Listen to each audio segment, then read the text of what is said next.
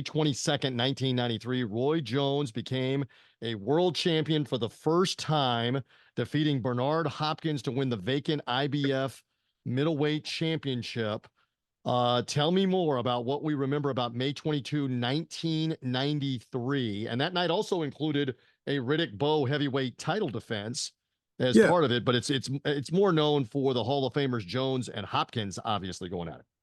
Well, I mean, the main event was Riddick Bowe. He was the heavyweight champion of the world. His promoter, manager, Rock Newman, was from the D.C. area. They brought the fight to the gigantic RFK Stadium, which was very, very big and obviously way too big, and wasn't really even remotely needed to have this type of fight because it didn't draw that kind of crowd. But remember, he had defeated Evander to become the undisputed champion. He had a garbage defense in the first round against the old and completely shot Michael Dokes.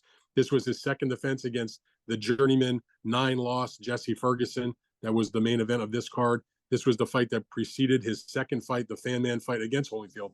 So this was the final title defense of Riddick Bowe that was successful against Jesse Ferguson. He wiped him out in the second round.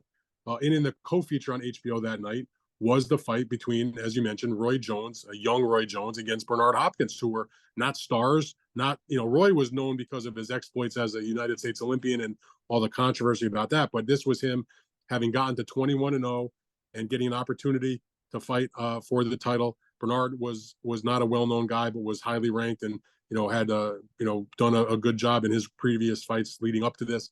And they matched them together for the vacant IBF title. Now, unfortunately, it turned out to be a stinkeroo, as they say. Not a good fight. Now, it's much more exciting and interesting to talk about because of the magnitude of the careers that Roy and Bernard went on to have as rivals and as pound-for-pound guys and make a lot of history and win a lot of titles and have a lot of big-time fights. But the action of their 12 rounds is entirely forgettable. Now, Roy had an injury in that going into that fight that was revealed later. He basically fought him with one hand, but he still won 116 to 112 on all three scorecards. Nobody disputes the decision. And if you take a look at the overall career arc of Roy Jones, you have to consider this one of his best wins. There's this win, there's the James Toney win, there's the Virgil Hill knockout, there's the John Ruiz fight, there's maybe the balls he showed in the first Antonio Tarver fight. I mean, Roy's got good wins. Reggie Johnson by shutout, Lou Del Val to unified titles. But Bernard and Toney, who are top-notch Hall of Fame type of guys, Roy basically, made him look like he didn't belong in the ring with him. And we all know that Bernard went on to become one of the all-time greats and become undisputed the middleweight champ, the lineal champion of light heavyweight, score a bunch of big upsets. And like I said, it's a lot more fun to talk about what these guys did after their matchup than actually go back and sit through the agonizing 12 rounds of their fight in Washington on that particular night. But it was a great win for Roy. It got him the title. And the other thing that was interesting, it's not so much about the action of the fight itself, but this was the fight where Bernard Hopkins became a guy that was very, very involved in trying to pursue fair rights for fighters and was a big-time supporter when the legislation was brought by John McCain, the late senator from Arizona, to try to pass the Muhammad Ali Reform Act. And the reason was because Bernard found out eventually that HBO had paid Butch Lewis, who was his promoter at the time, something like $600,000 for their part of the pie, like the fee that was paid, not the purse, the package. The package that went to the B-Hop side was $600,000. And out of that $600,000, now remember, promoters do not have a fiduciary duty to the fighter. The manager does, but not the promoter. So what Butch Lewis did on that night was, out of that $600,000 that he got from HBO, he paid Bernard Hopkins $60,000. And when Bernard Hopkins found out, he went fucking apeshit wild, as he should have. He's lucky because he deserves Butch more. is lucky that Bernard couldn't find him. Probably that is correct. So when the Ali Act passed, now there's a lot of problems with the Ali Act because the enforcement of it is very poor.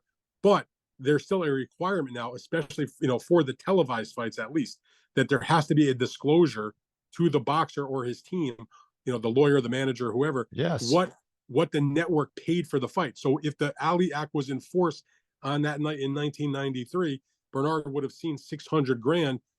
As cavalier as Butch Lewis was, he wouldn't have had the balls to only give him $60,000. The rightful portion would have been much, much larger.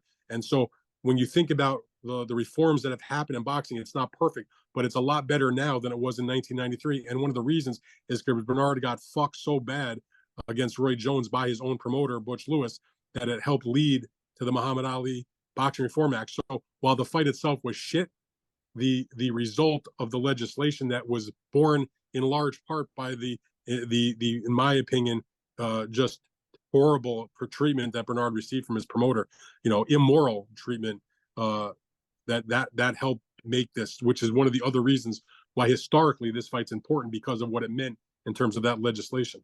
I'll step off my soapbox now. The historical significance, I'll add, is all over the place for Hall of Fame fighters and for what happened after that and the reform attempts that were made.